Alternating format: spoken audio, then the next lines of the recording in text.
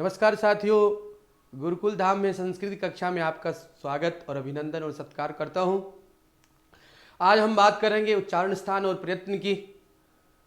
स्वरों के भेद के विषय में हमारी पिछली क्लास हुई थी। आशा करूंगा कि आपको वो सब समझ में आया होगा। और आगे जो हम आज पढ़ेंगे वे उच्चारण स्थान और प्रयत्न के विषय में। उच्चारण स्थान जैसा कि आप सदा से पढ़ते आए हैं, और प्रयत्न वे भी आपने कभी ना कभी पढ़े होंगे। आज हम संस्कृत के माध्यम से लघु सिद्धांत कौमुदी के सूत्रों के माध्यम से हम उच्चारण स्थान और प्रयत्न के विषय में चर्चा करेंगे। मैंने पीछे भी आपसे कहा था, आज भी आपसे कह रहा हूं कि लघु सिद्धांत कौमुदी में जैसे सूत्र दिए हुए हैं उस तरीके से आप दोहराना सीखिए। वैसा यदि आप करते हैं तो आपका व्याकरण इतना मजबूत होगा कि आप उसे कदापि भूलेंगे नहीं। तो चलिए उच्चारण स्थान और प्रयत्न के विषय में बात करते हैं। उच्चारण स्थान और प्रयत्न।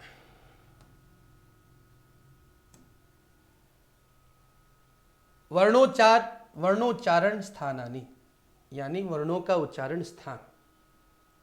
वर्णानाम उच्चारण स्थानानि सिद्धांत कौमुद्याम सूत्र रूपेण पठितानि सन्ति। वर्णानाम उच्चारण स्थानी, अर्थात वर्णों के उच्चारण स्थान सिद्धांत कौमुदी में सूत्र के रूप में पढ़े गए हैं। तानि एतादृशानि। अब सिद्धांत कौमुदी की जगह मैं यहाँ पर लघु नाम और लिख देता हूँ, क्योंकि हम जो है लघु सिद्धांत कौमुदी के अनुसार चल रहे हैं। आपको हमेशा यह ध्यान रहना चाहिए कि कुछ चीजें ऐसी हैं, कुछ बातें ऐसी हैं जो सिद्धांत कौमुदी अलग मत रखती है और लघु सिद्धांत कौमुदी अपना अलग मत रखती है। इसीलिए सिद्धांत कौमुदी और लघु सिद्धांत कौमुदी में थोड़ा थोड़ा फर्क मिल जाया करता है, परंतु सिद्धांत कौमुदी और लघु सिद्धांत कौमुदी में हम लघु सिद्धांत कौमुदी को ज्यादा वरीयता देकर के पढ़ेंगे, क्योंकि वर्तमान में यही ग्रंथ पढ़ा जाता है। उसमें ऐसी बात नहीं कि सिद्धांत कौमुदी नहीं पढ़ा जाता, पढ़ा जाता है, लेकिन लघु सिद्धांत कौमुदी को अभी शिखर के ऊपर रखे हुए हैं। तो बात करें, चल रहे हैं। तो वर्णोच्चारण स्थानानि, वर्णों की उच्चारण स्थान। वर्णानाम उच्चारण स्थानानि सिद्धांत कौमुद्याम लघु सिद्धांत कौमुद्याम सूत्र रूपेण पठितानि सन्ति तानि एतादृशानि। वर्णों की उच्चारण स्थानों को सिद्धांत कौमुदी में या लघु सिद्धांत कौमुदी में सूत्र के रूप में पढ़ा गया है, वे सब यह हैं। और साथियों, यदि आपने सूत्र के रूप में उच्चारण स्थानों को याद कर लिया तो आपको मन मस्तिष्क में यह सोचने की जरूरत नहीं होगी कि इस वर्ण का उच्चारण स्थान क्या है। तुरंत आपको पूछा जाए कि श का उच्चारण स्थान क्या है, आप खोजते रहेंगे दिमाग में श का उच्चारण स्थान क्या था। लेकिन जब आपको यह पता चल जाएगा कि श भी कौन सा है, श तालव्य है, तो आप तुरंत आपको सूत्र याद आना चाहिए, ईशु ईशा नाम तालु। तो समझिए आपका काम बहुत बहुत व्यापक दृष्टि से और जो है शिखर तक पहुंच जाता है। चलूं आगे। किसके रूप में पढ़ना है? सूत्र के रूप में पढ़ना है, यह आपको दिमाग में रखना ही है। तो सबसे पहली बात और सबसे पहला सूत्र ध्यान रखना, हमने ये सब बातें जो पढ़ी थी, जो हमने एक श्लोक सूत्र कह सकते हैं, जो हमने एक सूत्र पढ़ा था कल, तुल्यास्य प्रयत्नम सवर्णम, तुल्यास्य प्रयत्नम सवर्णम। तुल्यास्य प्रयत्नम स्वर्णम में ही ये सब आते हैं, ये आपको ध्यान रखना है। तुल्यास्य प्रयत्नम स्वर्णम सूत्र के अंतर्गत ही प्रयत्न और उच्चारण स्थान आए हुए हैं, यह आपको ख्याल रखना है। रखेंगे? चलिए। तो आप कहेंगे सर तुल्यास्य प्रयत्नम सवर्णम सूत्र इतना बड़ा है क्या? हाँ, उसकी वृत्ति इतनी बड़ी है। तो सबसे पहला है अकुह विसर्जनीयानाम कंठः। कैसे याद रखेंगे आप इसको? देखिए साहब, कैसे याद रखेंगे। कल आपको तुल्यास्य प्रयत्नम सवर्णम ये बोला था कि तुल्य अस्य प्रयत्नम सवर्णम, कि जिनके प्रयत्न, प्रयत्न भी कौन सा, जिसका उच्चारण स्थान और आभ्यंतर प्रयत्न एक समान हो, वे क्या होते हैं, आपस में सवर्णी होते हैं। सवर्णी होते हैं, ये बात हो रखी थी कल। तो इसीलिए आप जब उसने बोला है अकुह विसर्जनीयानाम कंठः, तो विद्यार्थियों आप याद रखिए अकुह माने अ, समझ रहे हैं, अ। तो इस अ में तीनों तरीके का अ है। अ छोटा भी है, अ दीर्घ भी है, अपलुत भी है, ये ध्यान रखना, ठीक है। तो अकुह का मतलब अ तीन प्रकार का, हरस दीर्घ और प्लुत, कल बात किए थे, तीनों प्रकार का। तो अ, आगे वो कह रहा है कु, कु का मतलब है क वर्ग पूरा, क वर्ग पूरा, तो क वर्ग लिख दिया हमने, क वर्ग, क वर्ग का मतलब क ख ग घ ng, ठीक है। तो क ख ng पूरा। उसके बाद अकुह विसर्जनीय नाम कंठ, और अकुह फिर आगे ह हो रहा है, ह और विसर्ग, और विसर्ग, इनका उच्चारण स्थान क्या होता है, कंठ होता है। याद रहेगा आपको। तो आपने क्या पढ़ना है, अकुह विसर्जनीय नाम कंठ, याद नहीं करना है, रोज पढ़ देना, बस हो गई बात, अपने आप याद हो जाएगा। अकुह विसर्जनीय नाम कंठ, याद रहेगा अकुह, आ प्लुत अ और कवर्ग ह और विसर्ग, इनका उच्चारण स्थान किससे होता है, कंठ से होता है। ये पहली बात हो गई। अब आपको परीक्षा में कोई पूछे ग का उच्चारण स्थान बताओ, तो कहीं जाने की जरूरत नहीं है आपको, सीधा बोले अकुह विसर्जनीय नाम कंठ, क वर्ग किस में आता है, कंठ में आता है, सीधा आपने कंठ कर दिया। समझ रहे, चलिए। और उसके बाद में देखते, तो अकुह विसर्जनीय नाम कंठ, अ के बाद इस अ से मैंने आपको बोला इसके सारे सवर्ण मानने चाहिए आपको।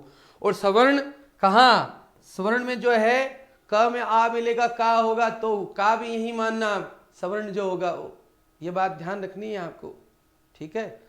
तो अकुह विसर्जनीय नाम कंठ, अ क ख ग घ ng और ह और विसर्ग, एतेषाम मानी इनका उच्चारण स्थानम कंठः, इनका उच्चारण स्थान कंठ से होता है। यह पहली बात हो गई। आगे आगे चलिए, आगे देखिए, आगे दूसरे नंबर का है ईचु यशानाम तालु, ईचु यशानाम तालु, ईचु यशानाम तालु।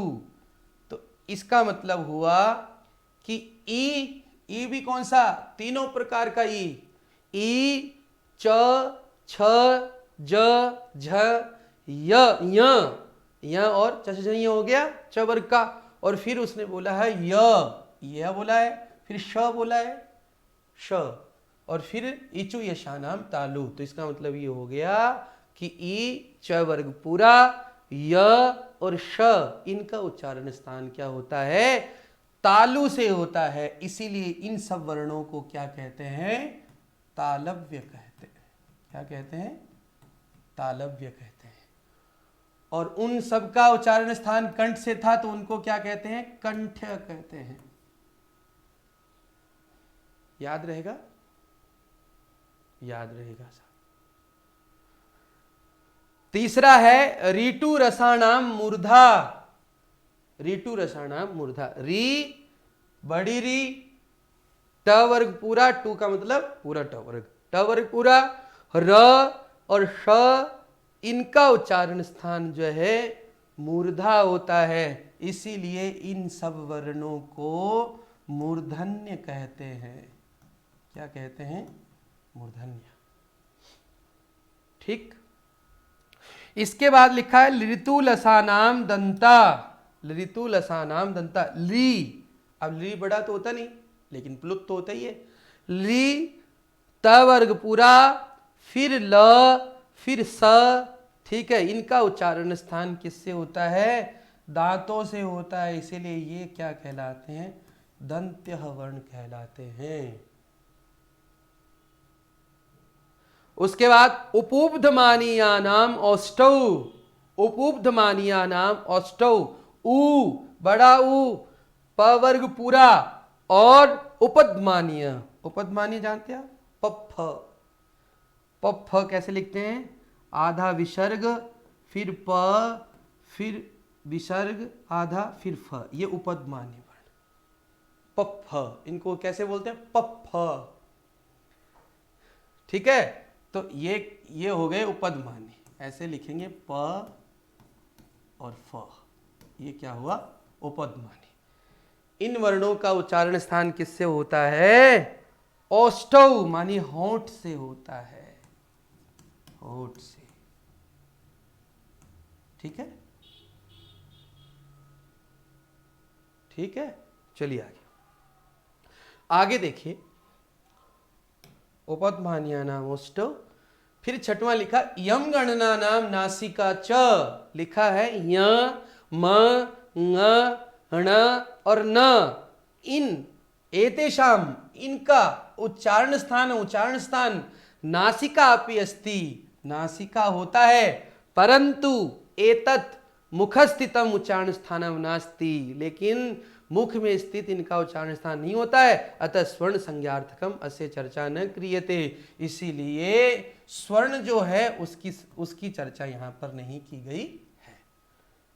समझ लीजिएगा बात को। आप तो इतनी बात ध्यान रखिए, य म ङ ण न और म, इनका उच्चारण स्थान किनसे होता है? यम गणनम, यम गणनम नासिका च, यम गणना नाम नासिका च। तो य म ङ ण न, इनका उच्चारण स्थान किससे होता है? नासिका से होता है। अतः ये सब क्या कहलाते हैं? ये सब नासिक्य वर्ण कहलाते हैं। क्या कहलाते हैं? नासिक्य। नासिका से होता है इसलिए नासिक्य।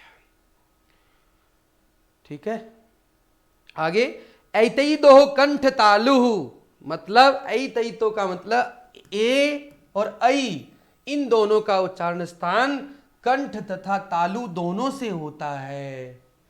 अब देखिए कैसे होता है। मान लीजिए कि ए है, आगे ऐ है, ठीक है। कंठ और तालु से कैसे होता है? आपको मैंने बोला था ये संध्यक्षर है ना, संध्यक्षर। तो ए है, मान लीजिए ए कैसे बना? अ प्लस ई, इनको गुण करके क्या बना है? ए बना है, बना है ना, बना है। तो अ का उच्चारण स्थान क्या हो गया? कंठ, पढ़े थे कंठ। ई का इचु ईशा नाम तालु, इसीलिए दोनों को मिला दिया, बन गया कंठ तालु। ईचु ईशा नाम तालु और अकु विसर्जनिया नाम कंठ, तो कंठ तालु हो गया। आगे देखिए, औदौतो कंठोष्ठम, वैसी की वैसी बात है, कंठ और ओष्ठ, ओ औ, इनका उच्चारण स्थान कंठ तथा ओष्ठ दोनों होते हैं। अब इनका कैसे होगा?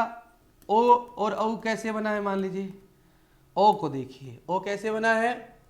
ऊ या बड़ा ऊ प्लस आगे जा करके जो है इधर कर लीजिएगा अ, इन दोनों को गुण हुआ, गुण हुआ तो क्या बना?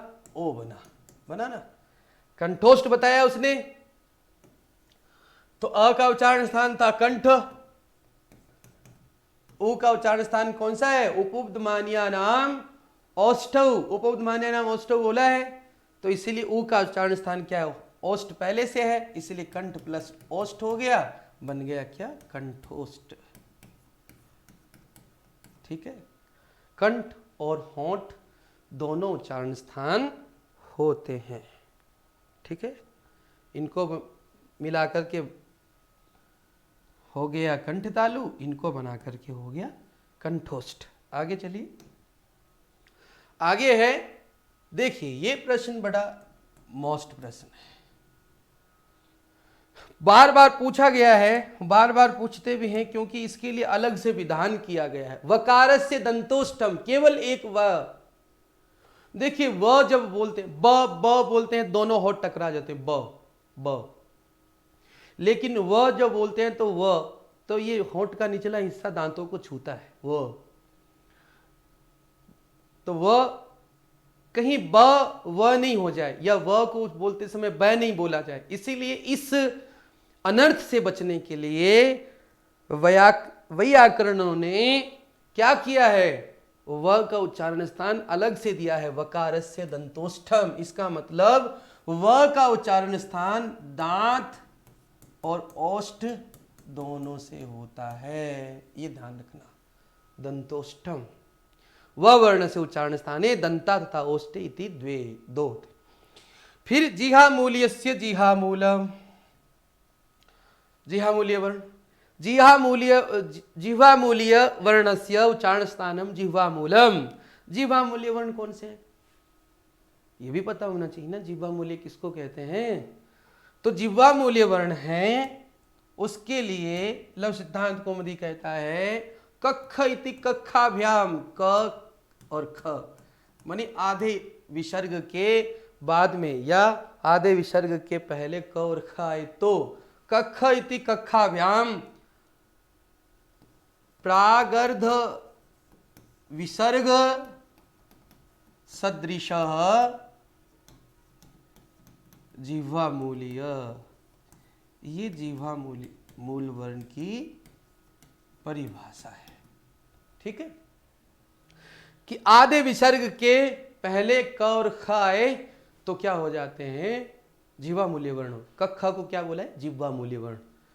तो इनका उच्चारण स्थान जीभ का मूल भाग होता है, ठीक है। आगे 11th का लिखे हैं नासिका अनुस्वारस्य। आगे क्या लिखे हैं, नासिका अनुस्वारस्य माने अनुस्वारस्य उच्चारण स्थानम नासिका इति एतदपि मुखस्थितम उच्चारण स्थानम नास्ति अतः स्वर्ण संज्ञार्थम अस्य अपि चर्चा न क्रियते। ये बात ध्यान रखना है आपने, ये बात बिल्कुल आपको ध्यान रखनी है। क्या कि ये मुख में स्थित उच्चारण स्थान नहीं है, मुंह में स्थित उच्चारण स्थान नहीं है, इसीलिए सवर्ण संज्ञा जिस जहां हो रही है वहां पर इसकी चर्चा नहीं है, ध्यान रखना, ठीक है। तो आपको क्या ध्यान रखना, नासिका अनुस्वारस्य माने उच्चारण स्थान नास, अनुस्वार जो होता है, अनुस्वार, अनुस्वार तो आप जानते ही हैं, अनुस्वार ये, ठीक है, इसका उच्चारण स्थान किससे होता है, नाक से होता है, नाक से, इसीलिए उसको इस वर्ण को क्या कहते हैं, नासिक्य, ठीक है।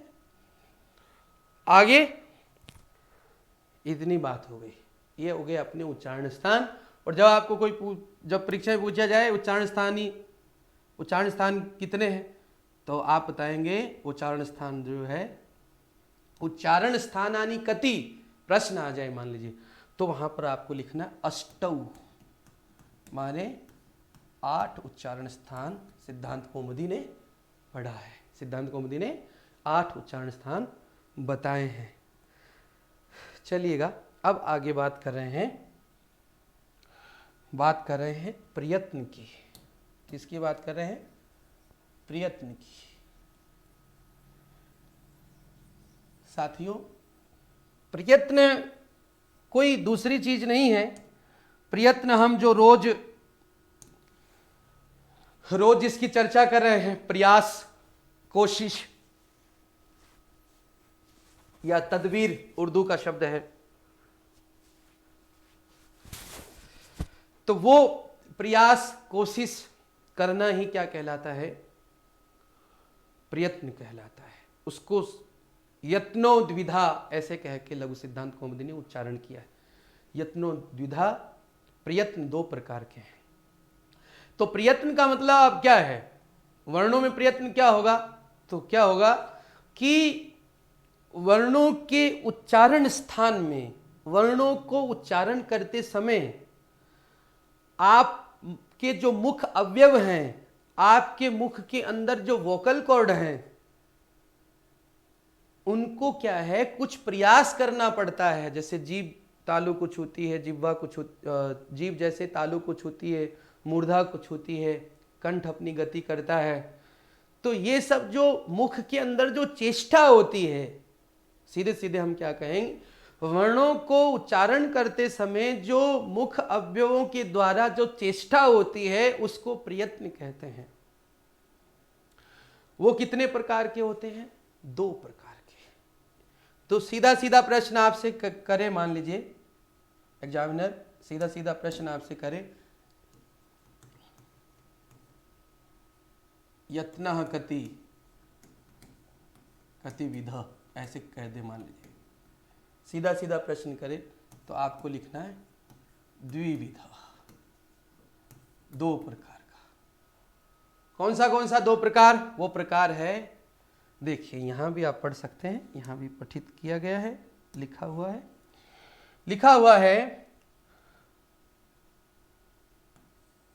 लेकिन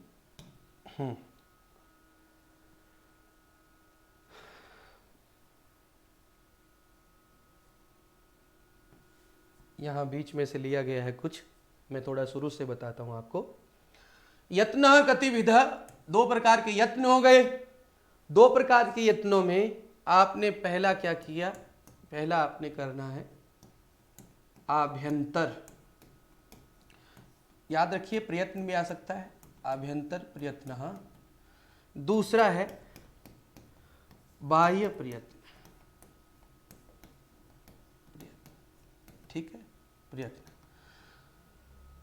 मुख विवर में भीतर जो चेष्टा होती है उसको आभ्यंतर प्रयत्न कहते हैं, और बाहर जो चेष्टा होती है उसको बाह्य प्रयत्न कहते हैं।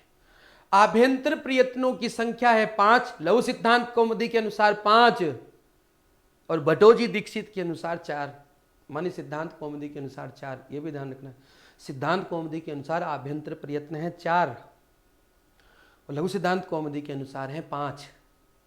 तो सर कौन से याद रखें? लघु सिद्धांत कौमुदी याद रखो, सिद्धांत कौमुदी को भी याद रखो। मान लीजिए जो संस्कृत डिपार्टमेंट की जो वैकेंसी है, संस्कृत डिपार्टमेंट की जो अलग से द्वितीय श्रेणी भर्ती की परीक्षा के लिए जो भर्ती निकलती है, और फर्स्ट ग्रेड के लिए भी निकलता है, तो वहाँ पूछ लिया जाता है। मान लीजिए किसी को व्याकरण सब्जेक्ट है फर्स्ट ग्रेड में, तो संस्कृत डिपार्टमेंट में जब शिक्षक की भर्ती निकलेगी और फर्स्ट ग्रेड में किसी को व्याकरण का प्रश्न पत्र देना है, उस समय वे पूछ सकते हैं, क्योंकि वहाँ सिद्धांत कौमुदी पढ़ाया जाता है फर्स्ट ग्रेड में संस्कृत विभाग में। तो वहाँ पूछा जा सकता है सिद्धांत कौमुद्यानुसारम या सिद्धांत कौमुद्यानुसारेण आभ्यंतर प्रयत्न कति या कतिविध, तब आप कहेंगे चत्वारः, 4 प्रकार के। ठीक है, चलिए। तो लेकिन लघु सिद्धांत कौमुदी 5 को कहती है, ठीक है, 5। बाह्य प्रयत्न कितने हैं? 11, ठीक है, बाह्य प्रयत्न कितने हैं? 11। अब देखिए आगे, तो आगे चलते हैं कि कौन से प्रयत्नों का किस प्रकार से जो है बात हो रही है।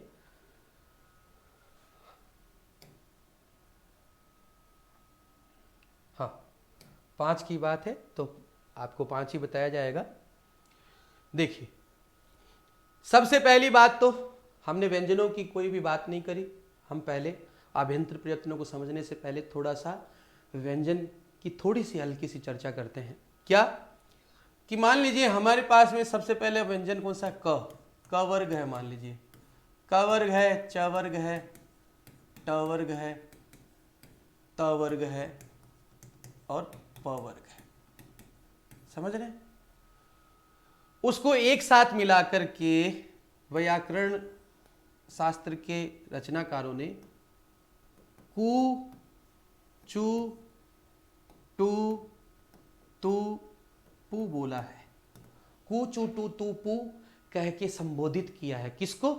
5 वर्गों को कु, चु, टू, तू, पू कह करके संबोधित किया गया है।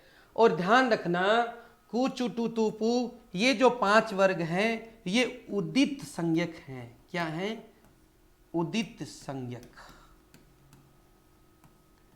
ठीक है, माने इनके ऊ की इत संज्ञा हो जाती है। हम पहले चर्चा किए थे, जिसकी इत संज्ञा हो जाती है वो सब चले जाते हैं। तो मान लीजिए कु या चू या टू या तू या पू में जब ऊ की इत संज्ञा हो जाएगी, ऊ जब चला जाएगा तो क्या शेष रहेगा? क। कैसा क? वो भी आधा व्यंजन शेष रह गया ना। इसीलिए कु, चू, टू, तू, पू को उदित वर्ण बोला गया है।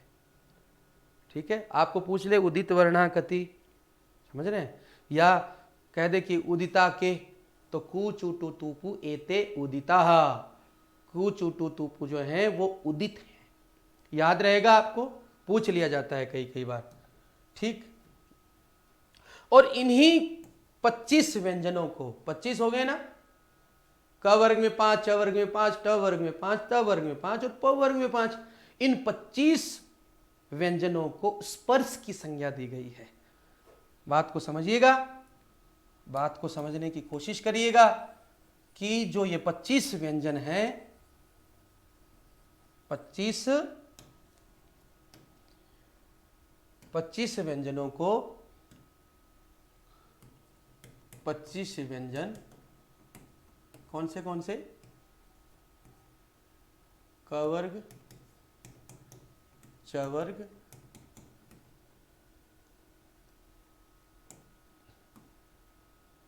क वर्ग, च वर्ग, ट वर्ग, त वर्ग और प वर्ग, इनको क्या कहा गया है? ये 25 व्यंजन जो है स्पर्श कहलाते हैं, ठीक है। प्रश्न पूछा जाए स्पर्श व्यंजना कति, तो आप कहेंगे पंचविंशति, 25, ठीक है। तो ये स्पर्श व्यंजन हो गए।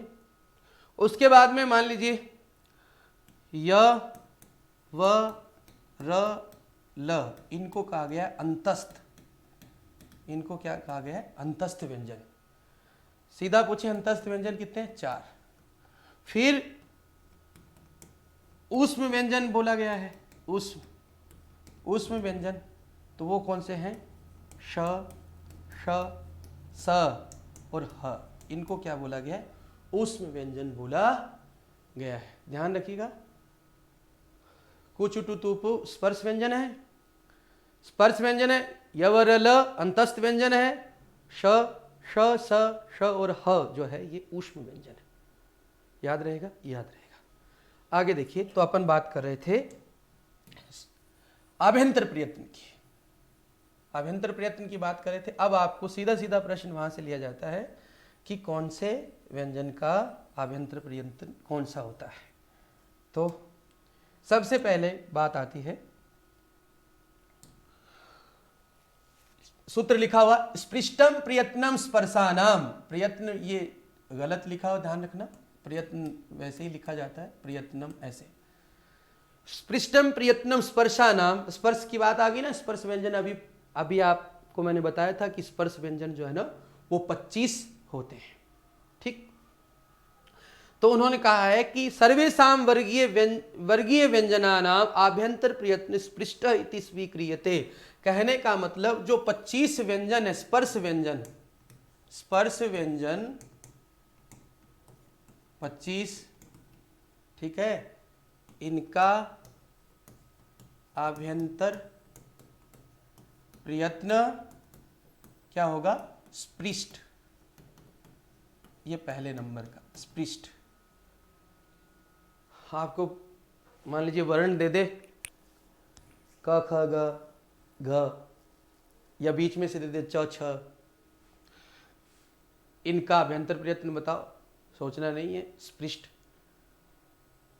श्लोक मान लीजिए कि सूत्र पूरा करना हो, आगे आ गया प्रयत्नम स्पर्शानाम, स्पर्श के साथ स्पृष्ट आता है तो आप भर देना उसके स्पृष्ट, स्पृष्टम प्रयत्नम स्पर्शानाम। एक बात होगी, एक आभ्यंतर प्रयत्न हो गया।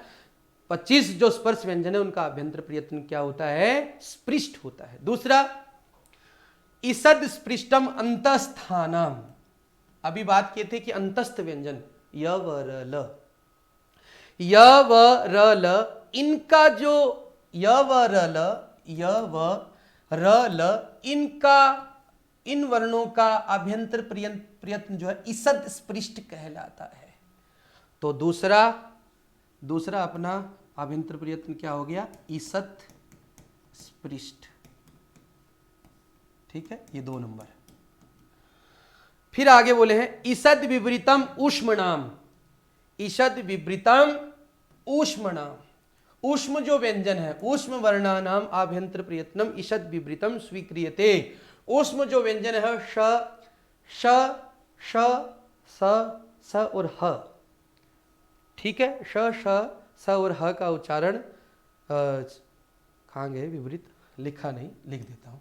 श स स और ह, ये जो उष्म व्यंजन है इनका जो अभ्यंतर प्रयत्न होता है वो ईसद विवृत होता है, ध्यान रखिए। तो तीसरा अपना क्या हो गया, ईसद विवृत, ये अपना क्या है, तीसरा अभ्यंतर प्रयत्न आ गया। चौथा विवृतम स्वराणाम, माने जितने भी स्वर हैं उनका अभ्यंतर प्रयत्न जो है वो विवृत होता है। सर्वेषां स्वराणाम आभ्यंतर प्रयत्न विवृत इति स्वीक्रियते, यानी जितने भी स्वर हैं उनका अभ्यंतर प्रयत्न विवृत होता है। ध्यान रहे। अब देखिए थोड़ा सा मैं आपको बताता हूं कि भट्टोजी दीक्षित ने 4 अभ्यंतर प्रयत्न कौन से किए थे। भट्टोजी दीक्षित ने सिद्धांत कौमुदी में इस ईसद विवृत को जो है ना, इस ईसद विवृत को उन्होंने अलग से पार्ट नहीं किया है। ईसद विवृत को उन्होंने आभ्यंतर प्रयत्न नहीं माना है। तो फिर आप कहेंगे सर ये श और स और ह, इनका उन्होंने क्या फिर आभ्यंतर प्रयत्न माना। तो विद्यार्थियों श और ह यानी उष्म व्यंजनों का उन्होंने इस स्वरों वाले पार्ट में ही इंक्लूड कर दिया है। वो कहते हैं कि उष्म व्यंजन और विवृत स्वरों का जो आभ्यंतर प्रयत्न है वो विवृत ही होता है। इसीलिए आपको ये पूछे कि भट्टोजी दीक्षित आभ्यंतर प्रयत्न कौन से को स्वीकार नहीं करते हैं, तो ईसद विवृत को स्वीकार नहीं करते हैं। चलिए आगे पांचवा जो है हरस्वस्य अवर्णस्य प्रयोगे संवृतम प्रक्रिया दशायां तो विवृतमेव हरस्वकार प्रयोगे इत्युक्ते भाषायां संवृत स्वीकृते, परंतु प्रक्रियायां इत्युक्ते सूत्राणां प्रयोग समय स विवृत अस्ति इत्येव मन्यते। देखिए बात समझना कि हरस्व वर्ण का जब प्रयोग हो, हरस्व अ का, देखिए हरस्व कहना पड़ा क्यों, क्योंकि आपको सवर्णी भी तो बताया हुआ है, अ के साथ आप आ भी तो गिन लेते हैं ना। इसीलिए उन्होंने कहा कि हरस्व अ का जब प्रयोग होता हो, जैसे राम लिखा आपने बालक लिखा, क के अंत में अ है ना, इसमें म के अंत में अ है ना, तो ऐसी दशा में वो कह रहे हैं कि अगर छोटे अ का प्रयोग कहीं स्वतंत्र रूप से हो रहा है तो उसका आभ्यंतर प्रयत्न क्या कहलाएगा, संवृत होगा। अब यहां पर आपको एक शब्द दे दे ऐसा और पूछ ले कि यहां पर जो है अ का या अस्वर का यहां पर आभ्यंतर प्रयत्न कौन सा होगा, तो विद्यार्थियों वहां पर संवृत होगा। और वो बोले प्रक्रिया दशा संधि इत्यादि कार्य जब करते हैं, मान लीजिए आपको बनाना है राम प्लस आलय, ये बनाना है, मान लीजिए ये बनाना है आपको, ये बनाते समय आपको इस राम को क्या बनाना पड़ेगा, विवृत ही बनाना पड़ेगा। क्योंकि अगर आप विवृत नहीं बनाएंगे, इसको यदि आप संवृत बना लेंगे इसको, तो आगे आ क्या है, आगे आ क्या है, विवृत है ना, आगे आ, तो विवृत और संवृत की संधि नहीं होगी। फिर संवृत और विवृत आपस में संधि नहीं करेगा, संधि जब ही करेगा जब दोनों आभ्यंतर प्रयत्न एक जैसे होंगे, ठीक है ना। इसलिए जब प्रक्रिया दशा हो, संधि इत्यादि कार्य हो, तब इस अ को क्या माना जाएगा, विवृत माना जाएगा, और जब अलग से कोई प्रयोग किया जाएगा तब क्या माना जाएगा, स्वतंत्र रूप से जब प्रयोग किया जाएगा तो माना जाएगा संवृत। ठीक है, ये थे अपने आभ्यंतर प्रयत्न। उसके बाद आभ्यंतर प्रयत्न के बाद में बाह्य प्रयत्न पे आते हैं। देखिए बाह्य प्रयत्न पे आते हैं। बाह्य प्रयत्न जो है वो बाह्य प्रयत्नस्तु एकादशदा उन्होंने वहां लिखा है, बाह्य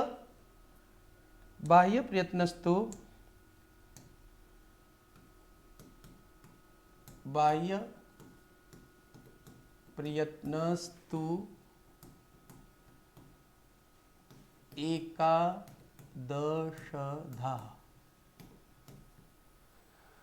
मतलब बाह्य जो प्रयत्न होते हैं बाह्य जो प्रयत्न है वो कितने हैं?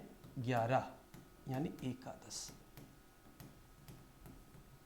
ठीक है, 11 बाह्य प्रयत्न है। कैसे करेंगे? अब देखिए, वहां भी सूत्र रूप से करेंगे, सूत्र रूप से करेंगे तो ही अच्छा लगेगा। देखिए सबसे पहले करते हैं खरो विवारः श्वासा अघोषाश्च, अघोषाश्च। ठीक है, दिखाई पड़ रहा है आपको? दिखाई पड़ रहा होगा शायद। खरो विवारा श्वासा अघोषाश्च। दूसरा पेन ले लेता हूं मैं, आपको नजर आए सही से। खरो विवारा श्वासा अघोषाश्च, खर प्रत्याहार में आने वाले वर्ण। अब आप बताइए कि खर प्रत्याहार में कौन से वर्ण आएंगे? ठीक है, खप चटता चटतव कप य श श श, यहां तक अक्षर आएंगे। खप चटता चटतव ख फ छ ठ थ च ट त क प श स श। शशर आ गया ना? ये खर प्रत्याहार में आने वाले वर्णों का ये इतने वर्ण पूरे। भैया जी आपको एक बात तो मैं निश्चित कह देता हूं, वो यह कि आपको चौदह महेश्वरी सूत्र तो आपको याद करना ही है। आगे संधि में प्रवेश करेंगे आप, काम आएगा वहां, यहां पर काम आ ही रहा है, सब जगह काम आएगा। महेश्वरी सूत्र तो याद करना ही चाहिए।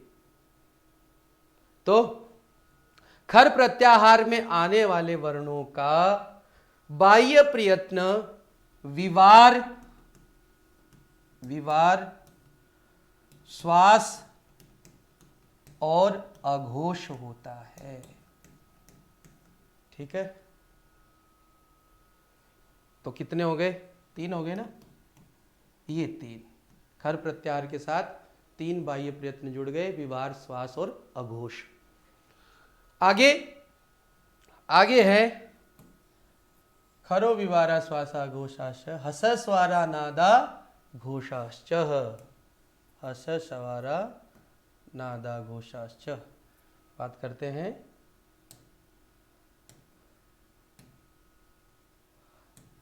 हशः, दूसरे नंबर का हशः संवारा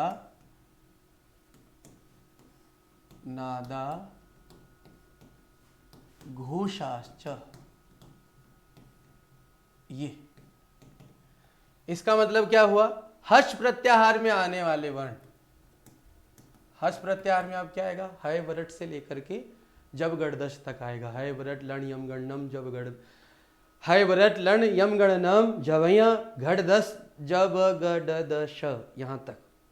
तो ह य व र ट लण यम गण न झ भ य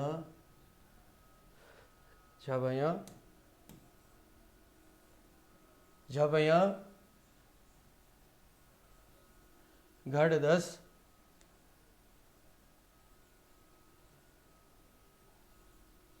घटदश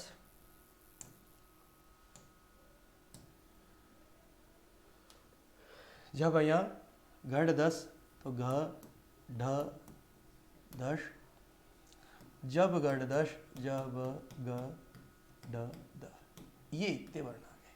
हर्ष हर्ष प्रत्याहार में आने वाले वर्णों का बाह्य प्रयत्न संवार,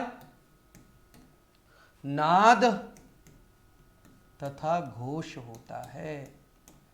3 इसमें हो गए, 6 हो गए ना? हो गए साहब। तो फिर आगे आगे है वर्गाणाम, वर्गाणाम माने हर वर्ग का। वर्ग कहें तो क वर्ग, च वर्ग, ट वर्ग, त वर्ग और प वर्ग, ये आप कर सकते हैं। वर्गाणाम प्रथम, तृतीय,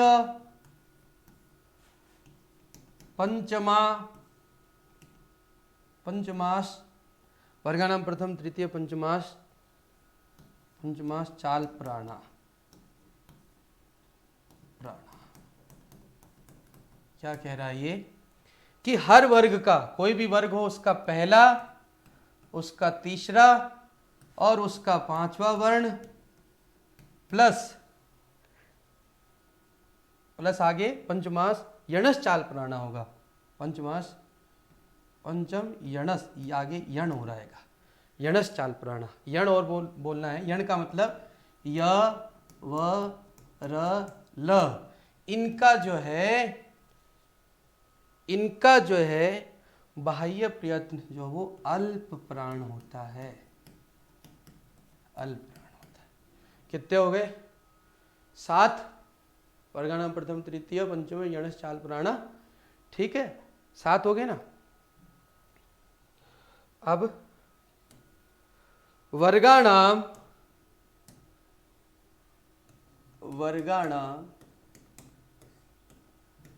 द्वितीय चतुर्थ षष्ठ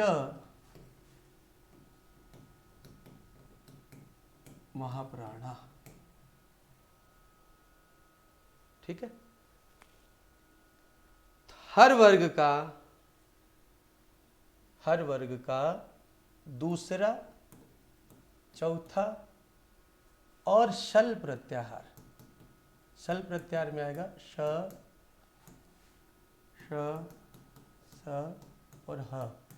इनका जो है, इनका बाह्य प्रयत्न क्या होता है? इनका बाह्य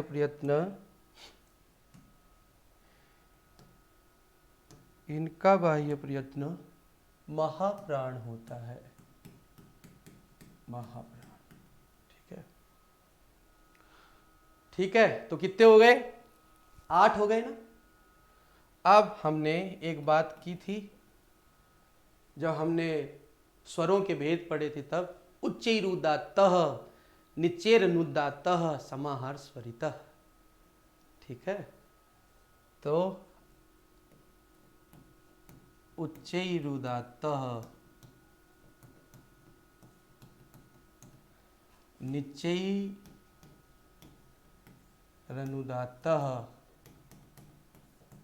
और समाहार स्वरितः। तो उदात्त, अनुदात्त और स्वरित 3 ये मिल गए, तो कितने हो गए? 8 और 3 11। तो ये क्या है? अपने 11 बाह्य प्रयत्न है। इनके विषय में हमने आज चर्चा करी। उच्चारण स्थान और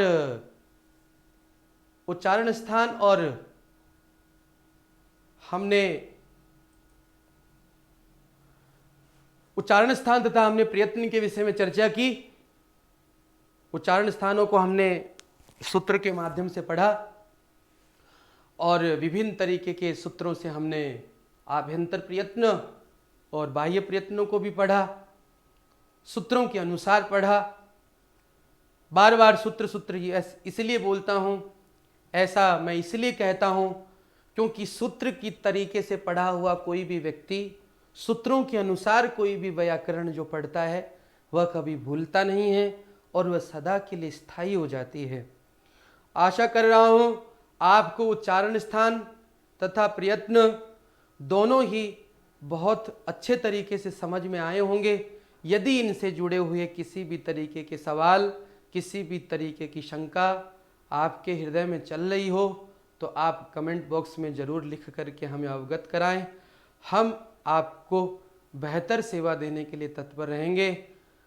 तब तक के लिए आगे की क्लास जब तक